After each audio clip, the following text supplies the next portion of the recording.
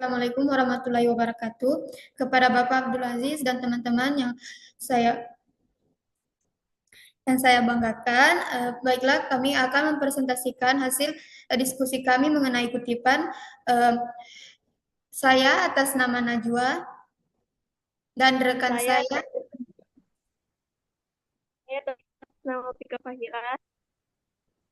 Baik, kami akan menjelaskan setiap bagian-bagian dari kutipan. Yang pertama itu pengertian. Pengertian kutipan.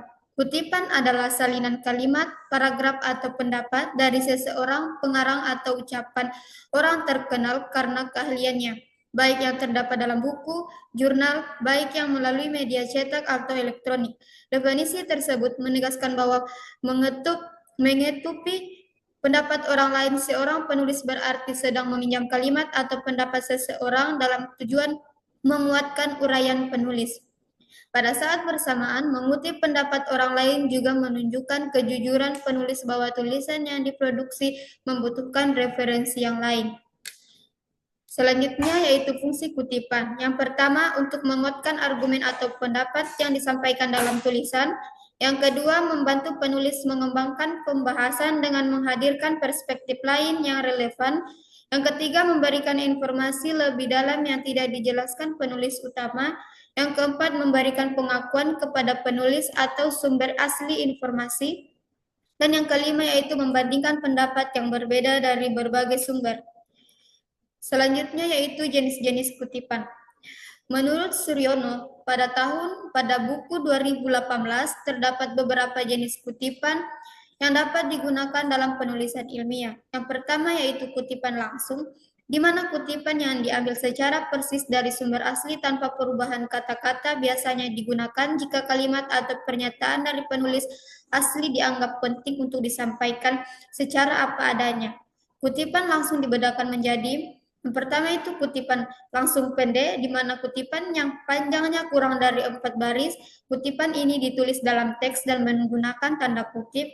Yang kedua, kutipan langsung panjang, di mana kutipan yang lebih dari 4 baris biasanya ditulis terpisah dari teks utama dengan indentasi tanpa menggunakan tanda kutip. Yang kedua yaitu kutipan tidak langsung atau parafrase, di mana kutipan yang diambil dari sumber asli tetapi ditulis ulang dengan kata-kata sendiri tanpa mengubah makna aslinya. Jenis kutipan ini digunakan ketika penulis lain ingin menyampaikan ide dari sumber lain tanpa menyalin kata-kata secara persis.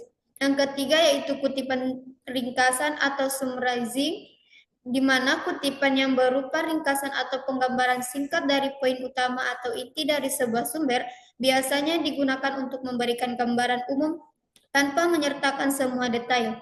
Setiap jenis kutipan harus disertai dengan sumber referensi yang jelas untuk menghadirkan plagiarisme dan memberikan penghargaan kepada penulis asli. Baik, selanjutnya saya akan serahkan kepada rekan saya. Baik, selanjutnya yaitu ada prinsip-prinsip untuk mengutip. Yang pertama, ada kesesuaian dengan sumber. Kutipan harus mengubah isi, arti, atau maksud dari sumber yang dikutip. Yang kedua adalah menyebutkan sumber. Setiap kutipan harus disertai dengan rujukan yang jelas mengenai sumber aslinya, termasuk nama penulis, tahun terbit, dan halaman jika relevan. Selanjutnya itu ada prinsip-prinsip mengutip. Yang pertama ada kesesuaian dengan sumber. Kutipan harus setia pada teks asli, tidak boleh ada perubahan makna atau konteks.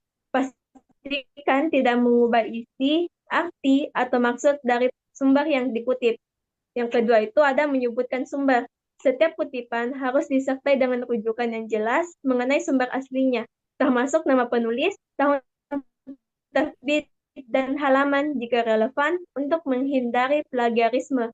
Yang ketiga itu ada keakuratan. Pastikan informasi yang dikutip relevan, tepat, dan sesuai dengan topik yang dibahas. Kutipan yang tidak relevan dapat membingungkan pembaca. Next.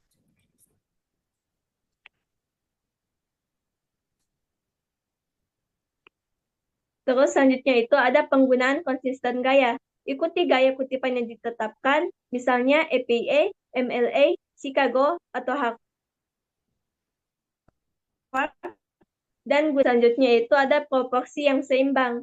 Kutipan tidak boleh mendominasi teks. Gunakan kutipan untuk mendukung argumen atau pendapat pribadi, bukan sebagai pihak cipta. Pastikan bahwa kutipan berada dalam batas wajar untuk menghindari pelanggaran hak cipta, terutama untuk karya yang masih dilindungi hak cipta. Next.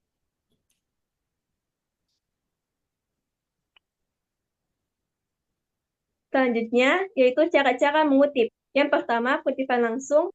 Kutipan langsung itu ada dua, sesuai yang sudah dijelaskan di jenis-jenis, yaitu kutipan langsung pendek, diletakkan dalam kalimat dengan tanda kutip ganda. Contohnya itu, menurut Sugiono, tanda kutip ganda, penelitian kualitatif berfokus pada pemahaman fenomena sosial, tanda kutip ganda. Terus untuk yang panjang, diletakkan dalam blok teks terpisah, tanpa tanda kutip, biasanya dengan indentasi lebih dalam dan menggunakan font yang lebih kecil. Contohnya itu, menurut Sugiono, penelitian kualitatif bertujuan untuk memahami fenomena sosial yang dilihat dari perspektif partisipan. Fokusnya adalah pada konteks dan makna yang dirasakan oleh partisipan, sehingga memberikan gambaran yang lebih mendalam. Next.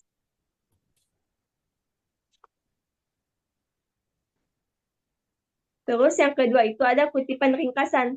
Jika nama penulis disebut dalam teks, maka nama penulisnya itu ditulis di atas. Dan menurut Johnson, jika nama penulisnya disebut dalam teks, maka namanya ditulis di bawahnya. Terus yang ketiga itu ada kutipan tidak langsung. Contohnya itu penelitian kualitatif lebih menekankan pada pemahaman fenomena sosial dari perspektif subjek penelitian. Dan yang keempat itu ada kutipan sekunder. Ketika mengutip dari sumber yang dikutip dalam karya orang lain, karena tidak memiliki akses langsung ke sumber aslinya. Contohnya itu, Piaget mengatakan bahwa perkembangan kognitif terjadi dalam tahap-tahap tertentu, dalam kurung, sebagaimana dikutip dalam Sandrock 2011, halaman 35. Next.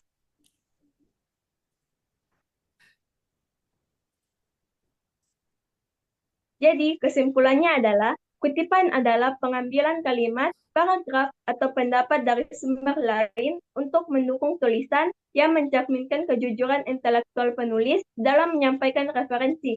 Kutipan berfungsi untuk memperkuat argumen, menyajikan perspektif yang lain, dan memberikan penghargaan kepada penulis aslinya. Terdapat berbagai jenis kutipan seperti kutipan langsung, kutipan tidak langsung atau parafrase, dan kutipan ringkasan. Setiap kutipan harus dilakukan dengan tepat sesuai prinsip-prinsip mengutip, seperti kesesuaian dengan sumber, keakuratan, dan penggunaan gaya kutipan yang konsisten. Baik, itulah tadi presentasi dari saya dan teman saya. Eh, mohon kurang lebihnya mohon dimaafkan. Assalamualaikum warahmatullahi wabarakatuh. Oke. Buset, alhamdulillah. Jadi saya lagi menemani di Zoom. Berapa, Vika? Kasih. Terima kasih.